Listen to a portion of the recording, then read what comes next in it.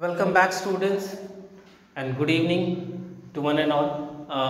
As you were watching the electrostatics videos, and the previous section of the video, you have studied about the electric flux, isn't it? So today we'll start a new topic, and that is very important topic, which is what the Gauss's theorem. Because अगर हम check करें तो पूरा electromagnetism वो base होते हैं सिर्फ चार इक्वेशन है जिसपे थ्योरम्स है जिसपे पूरा का पूरा इलेक्ट्रोमैग्नेटिज्म बेस्ड हो। उनमें से एक हमारा गॉसेस थ्योरम होता है, गॉसेस लॉ होता है। Understood? So let's understand that what the Gauss's theorem is trying to say. Okay, Gauss's theorem ये कहने की कोशिश करता है that the total electric flux linked to the surface is 1 by epsilon to the charge enclosed inside the surface. Charge के अंदर एक किसी भी सरफेस के अंदर जितने total number of electric flux link होते हैं, मान लेते हैं वी आर हैविंग सरफेस, एक क्लोज सरफेस है, suppose this is a close surface. तो इस क्लोज सरफेस पे जितने number of electric flux link हो रहे हैं वो is equivalent to 1 by epsilon to the charge enclosed inside the surface. इसको लिख लेते हैं better. Let's write the Gauss's theorem. It states that the electric flux linked with the surface, the electric flux linked, the total total लिख सकते हैं, the total electric flux linked with the surface is 1 by epsilon naught times the charge enclosed within the surface, enclosed within the surface। यही आपको हर जगह मिलेगा। It states once again that total electric flux linked with the closed surface is 1 upon epsilon times the charge enclosed by a surface. Understood? Yeah, the surface है, इसे enclosed surface ले लें। This is what? Enclosed surface। ठीक है, इसे समझने की कोशिश करते हैं ये क्या कहना चाहता है। ये कहना ये चाहता है कि मानते हैं कि एक हमारा कोई भी सरफेस है, enclosed surface जरूरी है कि गोली होगा, ठीक है। ये हम ये गोल इसलिए बनाए हैं बिकॉज किसी भी स्फीयर का सिर्फ एक ही केस। अंडरस्टूड? अगर आप इसे क्लोज सरफेस लेने की कोशिश करेंगे, when you will take this as a close surface, तो इसके बहुत सारे सरफेसेस होंगे, सबका अलग अलग निकालना पड़ेगा, ईडीए सबका इलेक्ट्रिक फ्लक्स जो लिंक कर रहा है उसको निकालना पड़ेगा। तो हम चाहते हैं कि कम से कम मेहनत किया जाए, आप भी वही चाहते हैं। Understood? That's why I have to do that. अब इसके अंदर जो चार्ज मान लेते हैं इनक्लोज्ड, एक चार्ज इनक्लोज्ड है, तो उसके द्वारा जो फॉर्म होगा electric field that will B radially outward, because positive charge radially outward बनाता है। तो सिर्फ यहीं पे नहीं, यहाँ पे भी ये बनाएगा इलेक्ट्रिक फील्ड में रेडियली आउटवर्ड, यहाँ तक ये इसका रेडियस होगा, इजंट इट?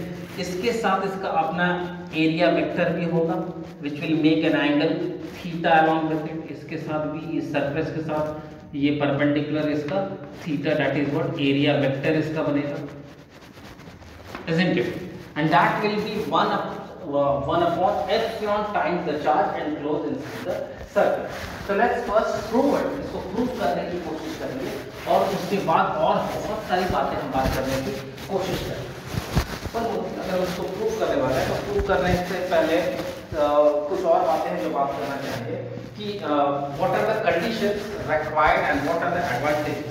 कंडीशंस पे अगर हम बात करें तो ये गॉस थ्योरम जो वर्क करता है, it is true for the Gaussian surface, या फिर आप कह सकते हैं कि एक एनक्लोज सरफेस के लिए ये ट्रू होता है। This is true for enclosed surface, ये किसी भी एनक्लोज सरफेस के लिए एप्लीकेबल होता है, ट्रू होता है। पहला बात ये।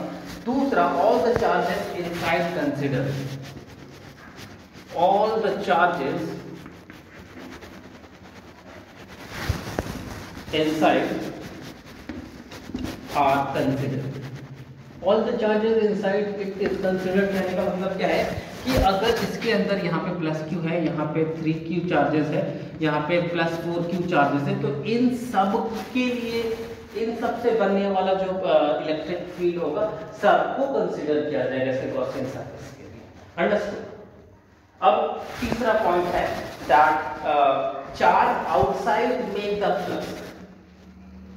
चार्ज अगर इसके बाहर है, मतलब कहने का मतलब है कि अगर एक हमारा सरफेस है, यहाँ पे प्लस क्यू चार्ज है, यहाँ पे माइनस 3q चार्ज है, यहाँ पे माइनस 4q चार्ज है, तो इसके साथ क्या होगा, इसके साथ क्या होगा, it will make it like this, इसके साथ बनाएगा, ये वाला ऐसे बाहर निकल जाएगा, ये वाला ऐसे बाहर निकल जाएगा, इसके साथ भी कुछ ऐसा ही होगा लाइक दिस, ये यहाँ से बाहर निकल रहा है, ये लाइक दिस।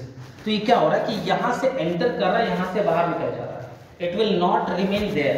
ये इसके अंदर, ये इसका जो नेट चार्ज बनेगा वो सिर्फ और सिर्फ इस प्लस क्यू चार्ज से बनेगा, मतलब आउटसाइड वाले अगर चार्जेस से इसको लेना देना नहीं, ये कहना है। So let's write that charges outside make the flux but the net charges is only due to the net charges inside the surface. ठीक है, charges outside, charges outside the surface are considered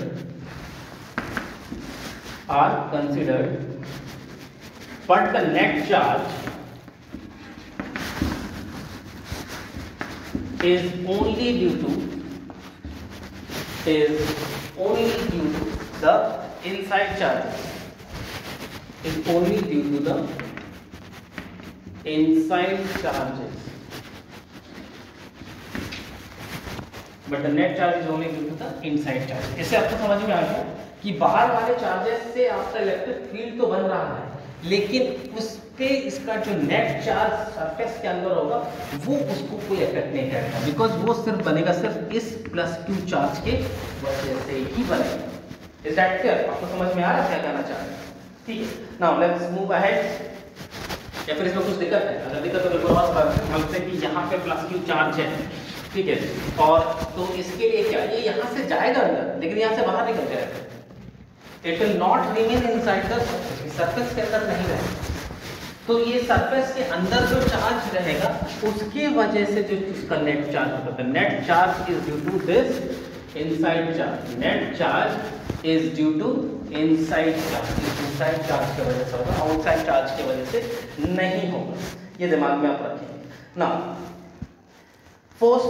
the fourth thing, Gauss's theorem को prove करने के लिए आपको हमेशा symmetry surface लेना होगा। To prove Gauss theorem, to prove Gauss theorem,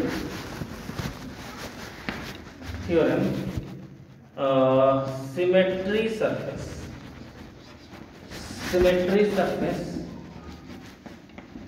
is considered।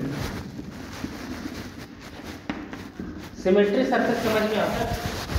Symmetry है, सिमेट्री से पढ़ाएंगे आप, तो सिमेट्रिकल सरफेस चाहिए। इसको बेहतर तरीके से हम आगे भी बात करेंगे, ठीक है, जैसे हम लोग इसके एप्लीकेशन में बात करेंगे तो वहां पे हम चीजें आपको ये सिमेट्री वाला वर्ड को बहुत ज्यादा जोर देके आपको समझाएंगे कि ये सिमेट्री वाला चीज क्या कहना चाहता है, ठीक है।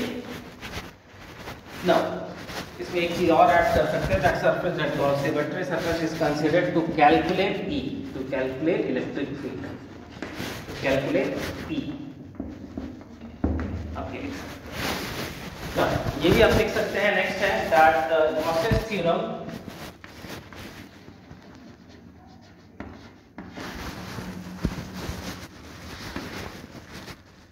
follows inverse square law, follows inverse square law। इन 5 बातों को आप एकदम ध्यान से समझ लें, बिकॉज इन सब के अलावा अगर इनमें से चीजें नहीं रहेंगी, एक भी चीज नहीं रहेगा, तो आप गॉस थ्योरम को प्रूव नहीं करेंगे। तो इन चीजों को आपको ध्यान में रखना होगा कि हम ऐसा नहीं बोल रहे कि ये एग्जाम में आने वाला है कि what are the things which needed to be kept into the mind, that ये आने वाला एग्जाम में। No, it's not like that, लेकिन ये आधार है। These all these 5 points are the base to know that how to prove the things. Gauss's theorem को prove करने के लिए या फिर उसके एप्लीकेशंस को प्रूव करने के लिए, चाहे वो पॉइंट चार्ज के लिए हो, लाइन चार्ज के लिए हो, शेल के लिए हो, ठीक है, तो वहां पे आपको इन 5 पॉइंट्स को आप दरकिनार नहीं कर सकते।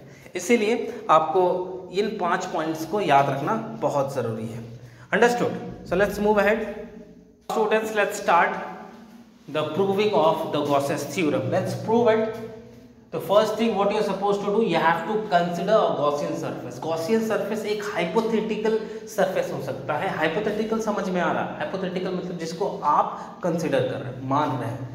It could be an imaginary surface, ठीक है। एक इमेजिनरी सरफेस को आपको कंसीडर करना है, ठीक है, और उसके अराउंड जो चीज़ें वहाँ पे हो रही है वो आपको पहले मेंशन करना है, ठीक है। उसके हिसाब से हम पहले डायग्राम ड्रॉ करते हैं। So let's draw diagram first. ये एक गॉसियन सरफेस है, ठीक है, एक हाइपोथेटिकल फिगर है जिसके अंदर उसके सेंटर पे एक +2 चार्ज फोटॉन रहेगा, ठीक है। ये इसका रेडियस होगा, that will B its radius. तो ये रेडियस यहाँ पे भी तो उतना ही होगा, यहाँ पे भी उतना ही होगा, इजंट इट? तो आपको एक स्क्वायर बिल्ड करना है, आर यू गेटिंग दैट? तो उसका रेडियस क्या होगा? बराबर ना। तो ये इसका क्या हो जाएगा? रेडियली आउटवर्ड क्या इलेक्ट्रिक फील्ड हो जाएगा इसका। ये इसके साथ बनने वाला इसका एरिया वेक्टर हो जाएगा, that will be what? Theta, जिसका वैल्यू अराउंड क्या होगा? 0 डिग्री, ठीक है। बिकॉज एक सरफेस से निकलने वाली, हम आपको इलेक्ट्रोस्टैटिक्स के सेकंड वीडियो में आपको बताए थे कि अगर किसी भी सरफेस से बाहर निकलता तो वो परपेंडिकुलर निकलता है। अंडरस्टूड? तो परपेंडिकुलर निकला तो उसका एरिया वेक्टर कैसा होगा? 0 डिग्री। अंडरस्टूड? तो यहाँ पे ये 0 डिग्री का फॉर्मेशन होता है। वन टाइम अगर आपको समझ में नहीं आ रहा तो आपको क्लियर होता है। जैसे मान लीजिए अगर ये एक सरफेस है, ठीक है, तो यहाँ से निकलने वाला इलेक्ट्रिक फील्ड रेडियली आउटवर्ड होगा। तो इस सरफेस के लिए आपका एरिया वेक्टर क्या होगा? एरिया वेक्टर आपका यही होगा। तो इलेक्ट्रिक फील्ड जो बाहर निकल रहा है और जो आपका एरिया वेक्टर, उसके बीच में कितना एंगल बन रहा है? लगभग 0। तो इसलिए आपको क्या लेना रखेगा? थीटा आपको लेना है 0। तो जो आपने ले लिया है उसे आप मेंशन करें। तो सबसे पहले क्या करेंगे कि आप consider imaginary surface. Consider an imaginary surface, imaginary surface. एक इमेजिनरी सरफेस को आप कंसीडर करेंगे और ये इमेजिनरी सरफेस कैसा है बताइए? Sphere. Consider imaginary surface in the shape of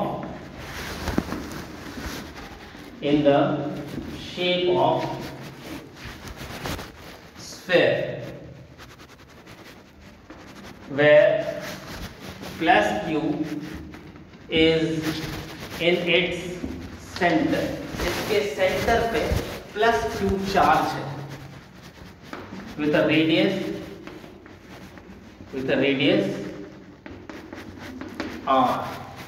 r के साथ वो फिगर वहां पे है।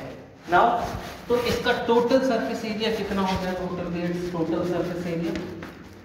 Total surface area of the sphere, total TSA of the sphere 4πr², ठीक है, क्लियर?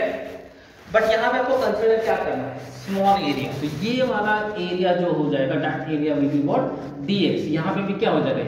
ds। यहाँ पे भी क्या हो जाएगा? ds। Small surface will consider as ds। और ये d theta angle area vector d theta, यहाँ पे भी d थीटा हो जाएगा। इलेक्ट्रिक फ्लक्स जो लिंक हो रहा है इन सब एरिया से, वो कितना हो जाएगा? d फाई हो जाएगा, that will what? d phi. Now moving ahead, electric field निकालना है हर एक point.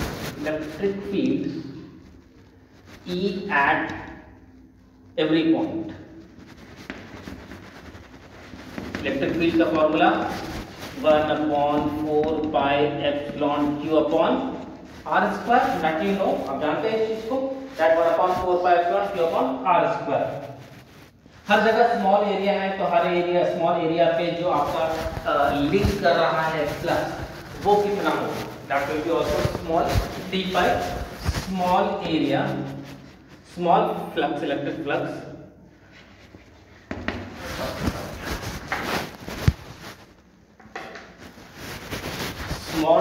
electric flux is linked with small area, with small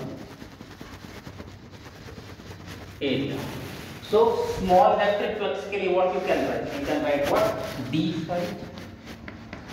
phi, ठीक है. ऐसे अगर वो टोटल हो जाए तो कितना हो जाएगा? phi हो जाएगा. So you will have what? d phi. So इस d phi के लिए what you will write? E ds cos theta, where theta is equal to 0 degree. Theta का वैल्यू कितना है? 0 डिग्री. तो यहाँ पे cos 0 डिग्री का वैल्यू कितना हो जाएगा? 1. So you will get what? Phi is equal to what? E ds. आपको क्या वैल्यू मिलेगा? d phi E is equal to what? E ds. That's what you will get. दोनों पे जाएगा arrow. और इधर what? Vector. Now moving ahead. Total flux कितना link कर रहा हूँ? Total flux linked with the complete surface. इसे इधर लिखते हैं. Total flux linked with the complete surface, with the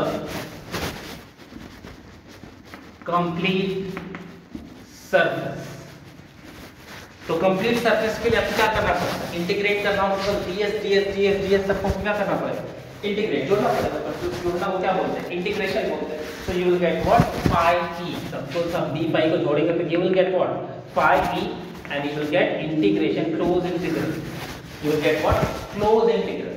Close integral आप लोगों को बताया गया था कि close integral आपको कहाँ पे प्रूव करना. अगर कोई भी enclosed surface होगा, bounded figure है, तो ये आपको close integral देखा होगा. Close integral किसका? EDS का. Okay, so EDS के वैल्यू को आप पुट करेंगे. EDS. So phi E is equal to close integral of E का वैल्यू कितना है? 1/4 pi epsilon q upon r square into ds. ds को इंटीग्रेट करने पे आपको जो वैल्यूज मिलेंगे वो हम लोग पहले बाद में लिखेंगे. Okay, moving ahead. phi E, ये टर्म पूरा का पूरा क्या है? कांस्टेंट है, बाहर आ जाएगा. Let's take it out. 1/4 pi epsilon q upon r square close integral of ds. तो क्या मिलेगा? 4 pi r square. You will get what? 4 pi r square. तो ये भी शायद लिखने की जरूरत नहीं पड़ेगी अगर आप इंटीग्रेशन कर लेंगे तो. ठीक है, तो यू विल गेट दिस. अब देखिए 4 pi will be get cancelled, r square will be get cancelled, and what you will get is q upon epsilon. So ये हो गया. pi की जगह आप क्या लिख सकते हैं? EDS, closed integral of EDS will give you q upon epsilon.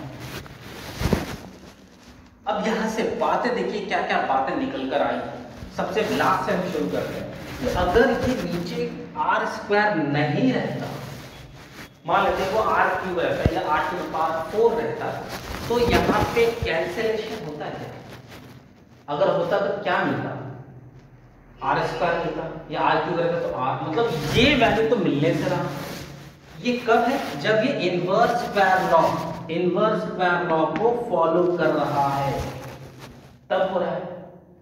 इससे प्रूव करने से पहले मैंने आपको बताया था कि वो इनवर्स स्क्वायर लॉ को फॉलो करता है. अब आपको क्लियर पता चल रहा है कि अगर ये नहीं रहता, इनवर्स स्क्वायर लॉ नहीं रहता, तो गॉसियन सरफेस के लिए जो गॉस थ्योरम बना है वो प्रूव नहीं होता. अंडरस्टूड. दूसरा, चार्ज जैसे जैसे बढ़ेगा हमारा इलेक्ट्रिक फील्ड भी बढ़ेगा. मतलब इलेक्ट्रिक फील्ड और चार्ज दोनों एक दूसरे से जुड़ा हुआ है. आप जैसे ही मैग्नेटिज्म से रिलेटेड चीजें पढ़ना शुरू करेंगे तो वहाँ आपको एक एप्लीकेशन मिलेगा, थ्योरम मिलेगा, जहाँ पे आपको ये पता चलेगा कि E के बिना Q नहीं हो सकता और Q के बिना E नहीं हो सकता. तो चार्ज के बिना इलेक्ट्रिक फील्ड नहीं हो सकता और इलेक्ट्रिक फील्ड के बिना तो चार्ज हो ही नहीं सकता. अंडरस्टूड है. तो ये चीजें आपको यहाँ पे देखने को मिल रही हैं. You are able to see these things. Okay, clear है? तो गॉसेस थ्योरम में कोई दिक्कत यहाँ तक समझने में? I guess no. If no, then better pause the video and note it down. Then we will start the application for gaussian theorem.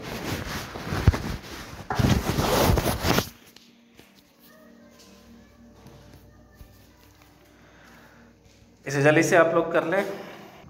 Okay, students, let's start. The applications of Gauss's theorem. Applications of Gauss's theorem को अगर आपको apply करना है Gauss's theorem पे और आपको find out करना है कि अलग अलग सरफेसेस पे अलग अलग शेप्स पे ये कैसे अप्लाई होता है, तो उनके लिए आपको कुछ पॉइंट्स को दिमाग में रखने की ज़रूरत है। कुछ points likewise I have mention few points. पहला तो आपको एक गॉसियन सरफेस को कंसिडर करना है, आपको कंसिडर अ गॉसियन सरफेस सबसे पहले, ठीक है। और आपको मैंने बताया कि गॉसियन सरफेस मतलब एक हाइपोथेटिकल फिगर और आपको कंसिडर करना है, ठीक है। चीज़ों को देखना है, ठीक है। अब हम सिमेट्री की भी बातें करें। लाइकवाइज पॉइंट चार्ज, जैसे यहाँ पे है electric field due two point charge, तो सबसे पहले हम एक पॉइंट चार्ज को बनाएंगे, ठीक है। और उसके बाद देखेंगे कि ये सिमेट्री बना रहा है, तो इसका सिमेट्री कैसे बनेगा। इसका सिमेट्री बनने के लिए हमको एक स्फेरिकल शेल का फॉर्मेशन करना है, बिकॉज यहीं पे आपको हर जगह जो सरफेस मिलेगा वो इलेक्ट्रिक फील्ड आपको सिमेट्री मिलेगा, will get what symmetry everywhere. यहाँ से रेडियस से आर लेते हैं, यहाँ से इलेक्ट्रिक फील्ड आपका रेडियली आउटवर्ड हो जाएगा।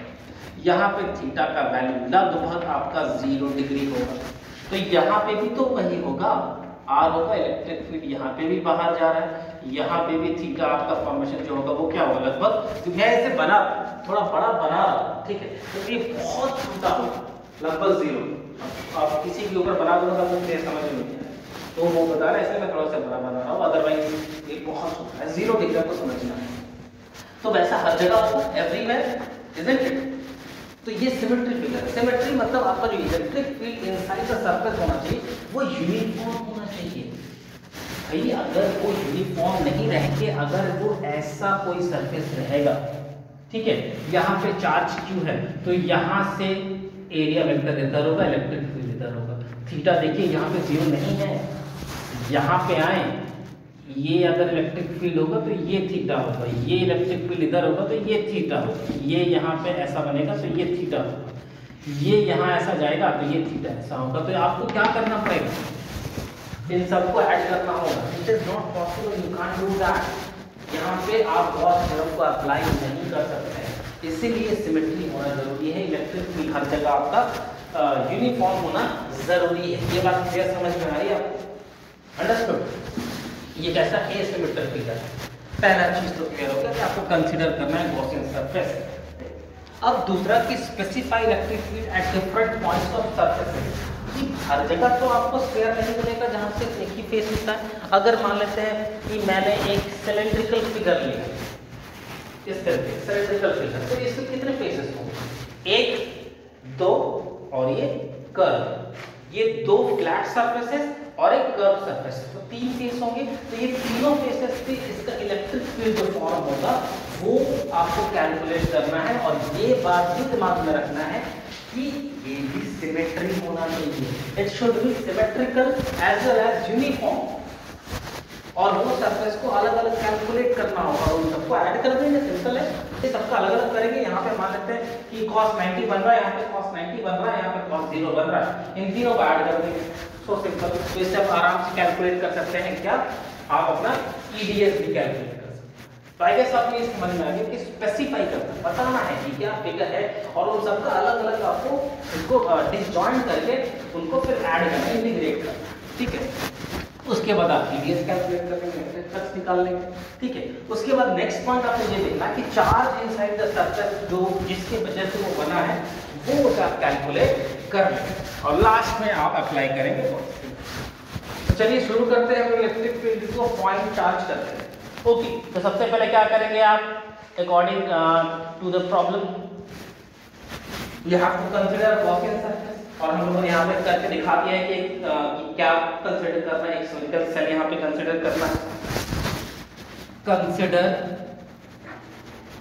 अ Gaussian surface, consider a Gaussian surface which is in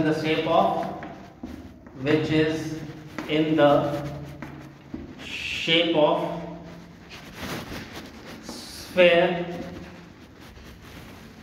with plus q charge inside with plus q charge inside, with radius r,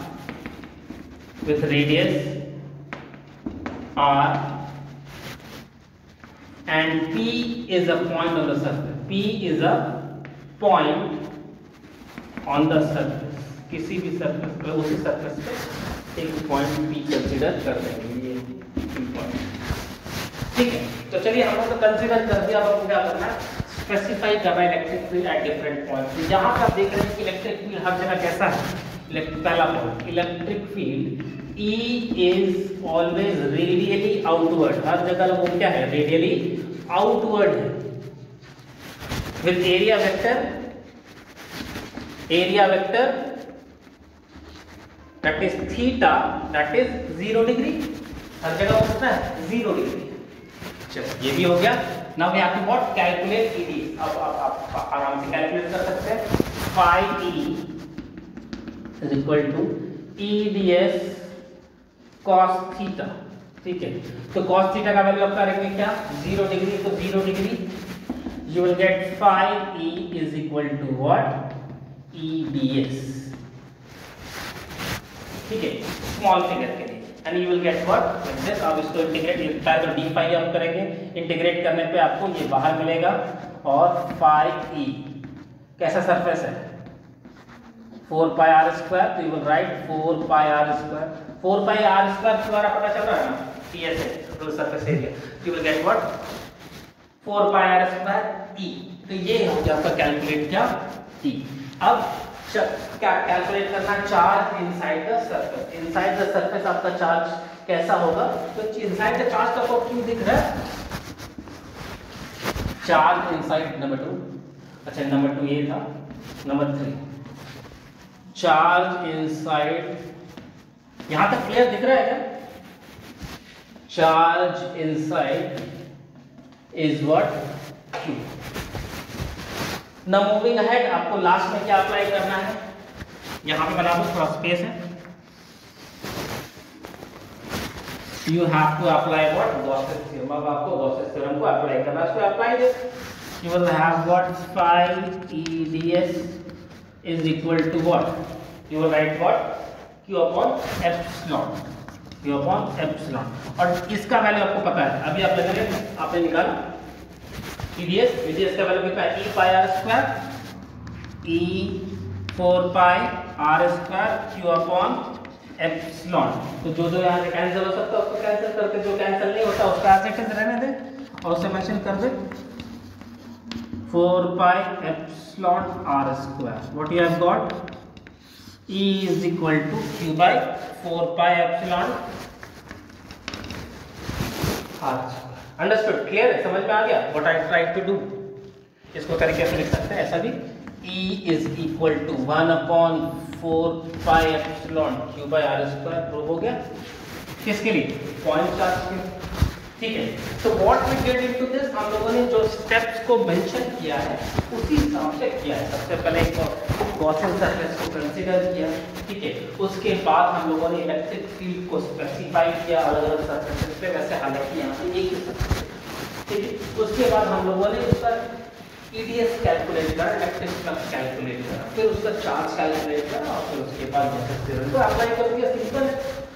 तो आपको स्टेप्स के हिसाब से करना है. स्टेप्स क्या रहेंगे, कोई भी अगर आपको गॉसियन थ्योरम से प्रूव करना होगा आप इजीली कर सकते हैं. Understood. So better pause this video and go. Okay,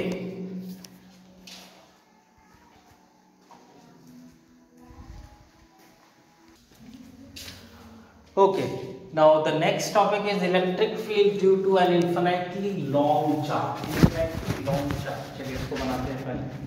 ये long charge, ठीक है, these are the long charges. हर जगह पॉजिटिव चार्जेस है. ठीक है, तो इसके अराउंड कैसा फिगर हम कंसिडर करें. ठीक है, अगर इसके अराउंड आप सिर्फ एक स्फीयर को कंसिडर करते हैं, मान लेते हैं. ठीक है, ये इसका इलेक्ट्रिक फील्ड है, यहाँ पे आप कंसिडर करते हैं इस तरीके से. ठीक है, तो ये इसका रेडियस r हो जाएगा. तो यहाँ पे इसका इलेक्ट्रिक फील्ड देखिए, बाहर ये ऐसा, ये ऐसा, ये ऐसा, ये ऐसा. तो हर जगह यूनिफॉर्म है क्या, देखिए नहीं, यहाँ पे छोटा है, यहाँ पे ज़्यादा है, यहाँ पे ज़्यादा है, यहाँ पे बहुत ज़्यादा है, तो ये सिमेट्री नहीं है, तो ये आप कंसिडर नहीं कर सकते। इसलिए आपको ये दिमाग में रखना कि कौन सा फिगर आप कंसिडर करेंगे कि आपको वो गॉसियन सरफेस में प्रूव हो जाए। अंडरस्टूड? सो फॉर दैट पहले तो आप लॉन्ग फाइन चार्जेस लेंगे, ठीक है, उसके बाद ये पॉइंट P लेंगे, ठीक है, और इससे एक सिलेंड्रिकल शेप देने से क्या होगा, you will get it like this.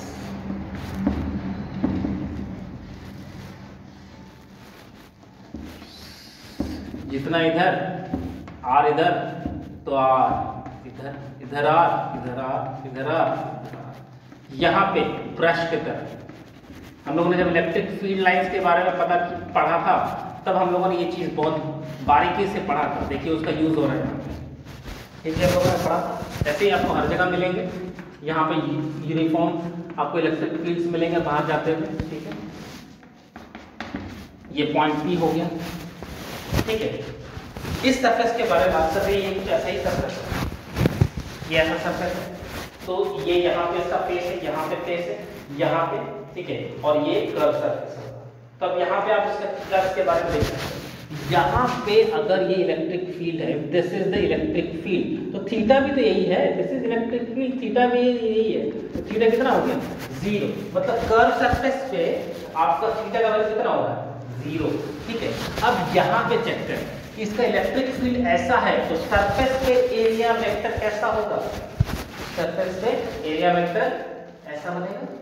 Electric field किधर, इधर, ट्रायंगल कितना बना 90 डिग्री, cos 90 डिग्री, तो यहाँ पे ये बना 90 डिग्री, तो वैसे ही यहाँ पे भी बनेगा कितना 90 डिग्री, यहाँ पे कैसा, ठीक है 0 डिग्री, ठीक है। तो अब चीजें तो आपको समझ में आ रहा है कि आराम से हो जाए, कुछ नहीं करना, आपको कंसीडर करना है गॉसियन सरफेस, फिर आपको बताना है कि charge Q is at the center which is normal to the axis, k axis नहीं है, this is what axis है। आपको कंसीडर जो करना है, consider a Gaussian surface, consider a Gaussian surface which is coaxial cylinder, ठीक है, normal to the axis with plus Q and point P at the surface। ये तो हो गया हमारा कंसिडरेशन, ये हम लोगों ने कर लिया कंसिडर। अब जो हमको करना है वो क्या कर रहा है, उसका सबसे पहले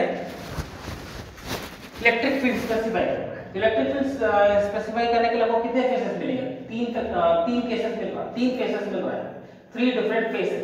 तो 3 डिफरेंट फेसेस के लिए कैलकुलेट करते हैं, phi EDS cos theta is equal to, पहला तो जो फेस होगा वो मान लेते हैं कर्व, चलो ठीक है, पहला वाला कर्व हो जाएगा, दूसरा वाला कैसा होगा फ्लैट सरफेस, कौन वाला, ये वाला, ठीक है, तो ये यहाँ पर हो जाएगा, और तीसरा से नीचे लिख लो, क्या इधर बना दो, इधर ये क्लियर दिखेगा, इसे रब कर दो, ये तो पता चला कि यहाँ पे भी 90, यहाँ पे भी 90 है, इसे रब कर देता हूँ, थोड़ा स्पेस मिल जाएगा, थोड़ा, चलो ठीक है। तो तीसरा हो जाएगा, वो भी तो फ्लैट होगा ऊपर वाला, ठीक है।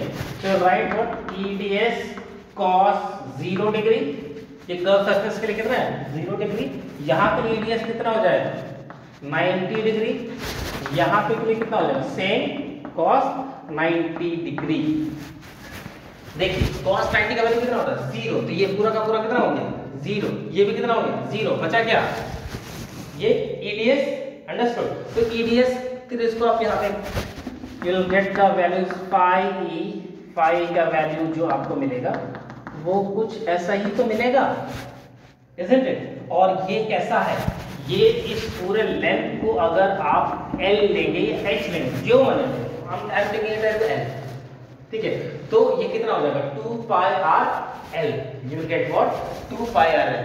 तो यहाँ पे इसके सरफेस एरिया पे क्या हो जाएगा 2 pi r L, तो you will get what phi is equal to what, E into 2 pi r l. क्या निकल गया, टीडीएस भी कैलकुलेट हो गया, ये भी स्पेसिफाई हो गया। अब बचा क्या, consider charge to inside the circle. अब हम लोग बात किस कर रहे हैं, infinity long charge. Long charge density के लिए क्या होता है, हम लोग इलेक्ट्रिक फील्ड लाइंस में ये पढ़ा, याद करो, Q इंटू एल। अंडरस्टूड, क्या हो जाएगा, Q into L. So right, charge inside is equal to Q into L। ठीक है, अब क्या करना, लास्ट में कैलकुलेट करना है, गॉसेस थ्योरम का अप्लाई करना है। सो लेट्स अप्लाई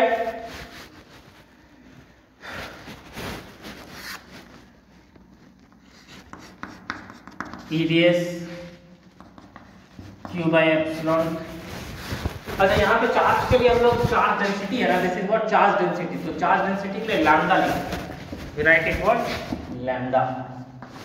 ओके, याद रहे चार्ज डेंसिटी के क्या लिखते हैं, लैम्डा।